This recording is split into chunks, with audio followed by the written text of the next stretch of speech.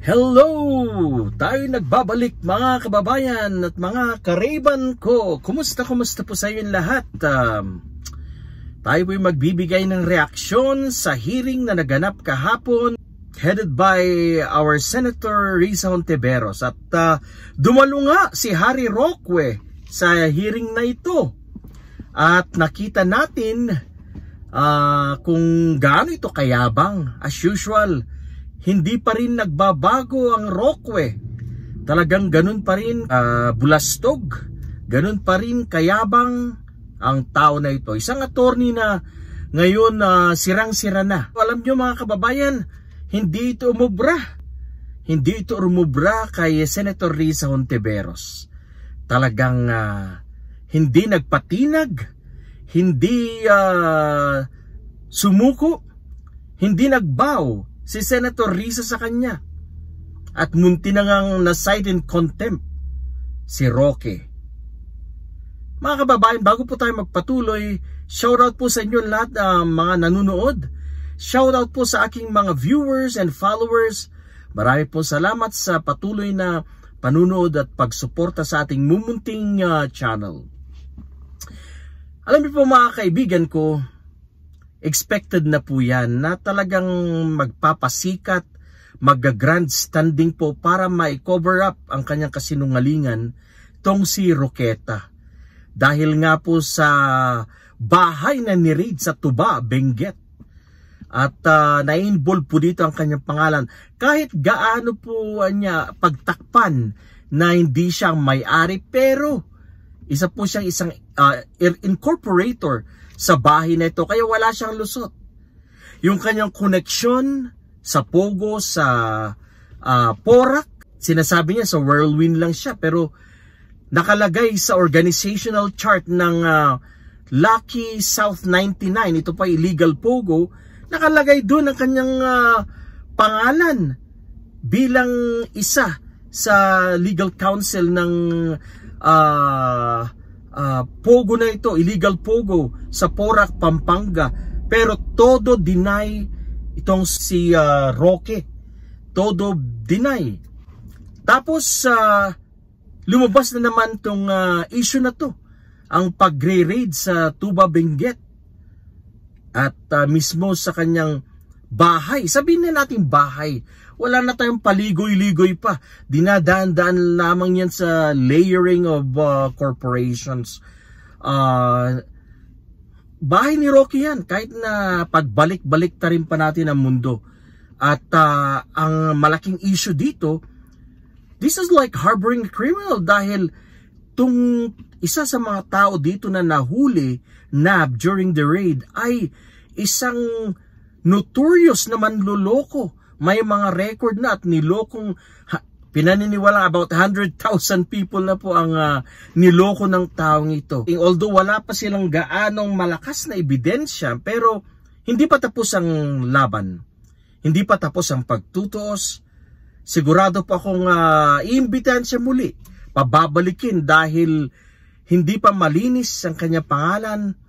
At alam kong may mga lalabas pa, base po sa investigasyon ng Senado, may mga lalabas pa na mga ebidensya na magdadawit talaga kay Roque sa Pogo na ito. Mga kaibigan, talagang nakakarma na talaga itong taong ito.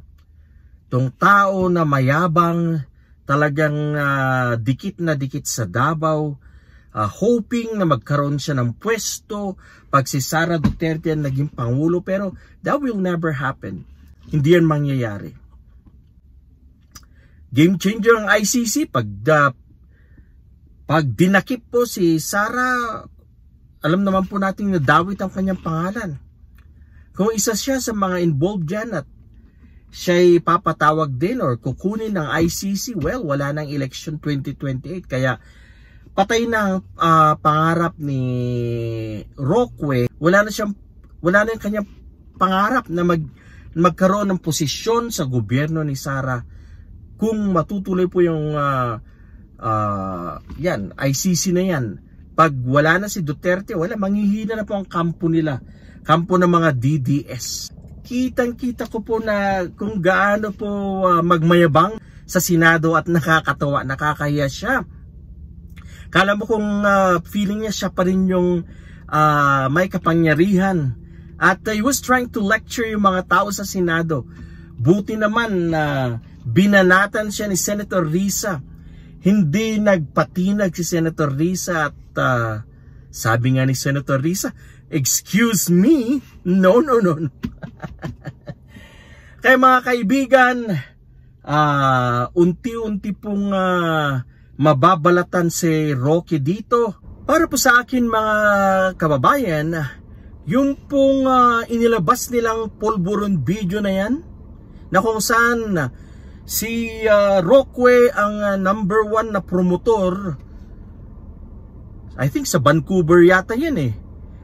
Nilabas sa Vancouver, dito sa Canada yan.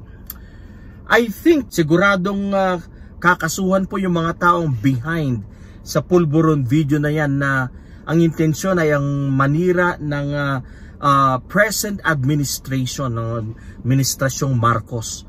Kaya titignan natin, at may nabasa ko kanina na ang DOJ pinag-aaralan ang nasasampahan ng kaso itong si Roque. Kaya mga kababayan ko, palit ng mundo ni Roque. Hanggang ngayon mayabang pa rin.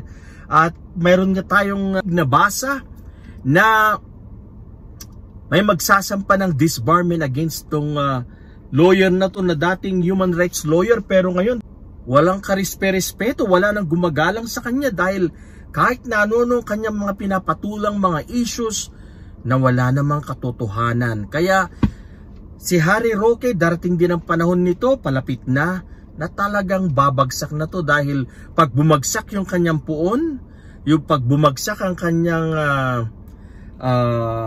tatay, talagang kasama po siya sa paglagapak, kasama siya sa pagbagsak. Kaya mangilan-ngilan na lang, your days are numbered. Kinalaban mo, gaya nga ng lagi kong sinasabi, kinalaban mo ang administrasyong Marcos. Kaya siguradong may balik ito sa iyo. Siguradong babalikan ka ng administrasyong Marcos dahil sa inyong paninira. Well, that's karma. Gumawa ka ng masama sa iyong kapwa, may babalik din sa iyo. Kaya mga kababayan ko, subaybayan po natin. I don't know kung after 2 weeks ba uli yung hearing na yan, at siguradong ipapatawag uli itong si Roque sa hearing ni Senator Risa Hontiveros. Maraming salamat kay Senator Win Gatchalian for defending Senator Hontiveros. Sabi ni Senator Win, talagang hindi siya natakot kay Harry Roque. Isa pa, minsan pa, at masasite ka in contempt. Tapos sabi niya, nag-apologize din. Nag-apologize si Roque, wala siyang nagawa. Hindi siya pwedeng magtapang-tapangan dyan dahil wala na sa kapangyarihan ng kanyang amo. Wala na sa kapangyarihan ng mga Duterte. Kaya sabay-sabay silang babagsak dyan. Karma is real. It's on the way. Actually, andyan na eh. Tapos pag dumating pa yung ICC, naku, mas grabe ang epekto nito sa kanila. At lagi ko ding sinasabi na kung meron lang isang malaking isda mula sa DDS na masampulan, nakasuhan ng administrasyong Marcos, or kahit anumang aksyon ang gawin, siguradong tatahimik at matatakot ang mga DDS. Dahil ngayon, kaya mayabang yung mga DDS dahil andyan yung mga kagaya nila Harry Roque, Glenn Chong, yung mga personalidad na yan, sila yung mga nagpapalakas ng loob ng mga DDS. Pero kung once na merong nakasuhan dyan na isang malaking DDS, malaking isda mula sa DDSI, siguradong matatahimik at matatakot yung mga yan.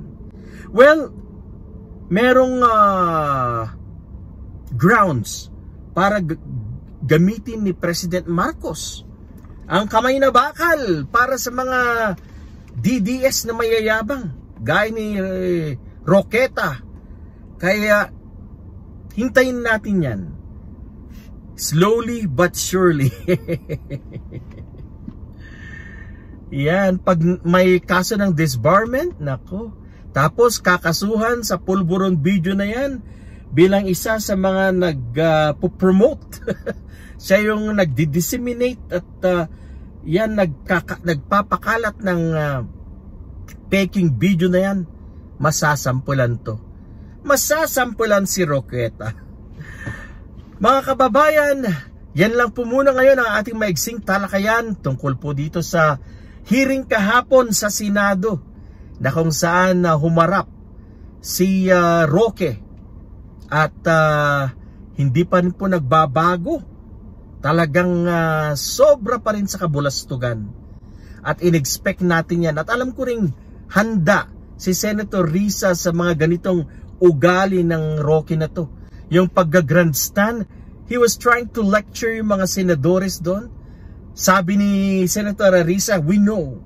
Alam namin yan. Naggagaling-galingan. Mga kababayan, you know, yung pagiging magaling na lawyer, useless yan. Useless. Walang naman. Kahit na magaling kang lawyer, wala yan. Kapag pinagbili mo ang yung karangalan sa pera, pinagpalit mo sa kasamaan. Yan lang yan.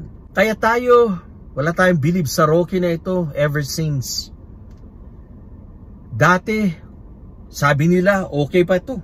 Talagang human rights lawyer, pero ngayon, tingin ko sa kanya, hindi yan human rights lawyer. Abuser yan. Abusado, abuser. Kaya, delikado siya. Siguradong link siya dyan sa dahil bakit? Sa bahay pa niya, nakitaan ng taong Chinese. Alam naman po natin, mainit ngayon ang mga inchik. Kaya kayo dyan, ang mga singkit.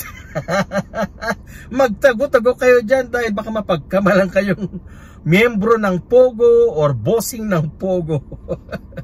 Magsalamin tayo dahil baka mapagkamalan tayo inchik. So yan, dawit siya dyan. Siguradong iimbestigahan siya. Bakit siya merong border? Bakit siya may renter na mga inchik? Ang inchik pa na to ay fugitive, pinaghahanap sa China dahil sa kanya mga kasalanan, mga kaso. Kaya, delicades Roque. Delikado si Roque. Talagang karma is real. Anyway mga kaibigan, kababayan ko, maraming pong salamat sa panunood. Sana po'y patuloy po tayo sa pagsubaybay sa issue na to. Again mga kababayan, pagdating ng eleksyon, huwag niyong kalilimutan na piliin ang mga malinis, may integridad, mga taong kilala natin na tapat sa bayan at talagang ang pagserbisyo ang kanilang motibo, hindi yung pagnakaw.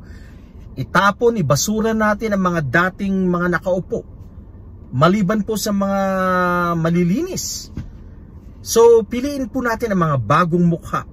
Piliin natin si dating attorney Toto Causing para sa Senado. Piliin po natin ang Bunyog Party List para sa lower house, sa Kongreso, para may magiging kasama si Representative Manuel. Yan. Pag pumasok ang Bunyog sa lower house, magiging congressman na si Attorney Enzo Recto, na isa ring tagapagtanggol ng mga maliliit, mga kababayan nating walang boses. Kaya tulungan po natin ang Bunyog, tulungan natin si dating attorney Toto Causing. Yan. Anyway, thank you so much everyone for watching my video. I hope that you will carry on and continue to support my channel. Gusto kong palakihin at sana makatulong din tayo in a small way sa ating bansa. Dahil sa ngayon, nagsama-sama po ang mga ulupong, nagsama-sama ang mga naghahasik ng kadiliman. Kaya magtulungan po tayo. Tayo pong matitinong Pilipino, we need to work hand in hand. We need to strengthen our force para po magapi po natin ang grupo ng mga masasamang elemento sa ating bayan. Okay? Marami pong salamat. God bless everyone.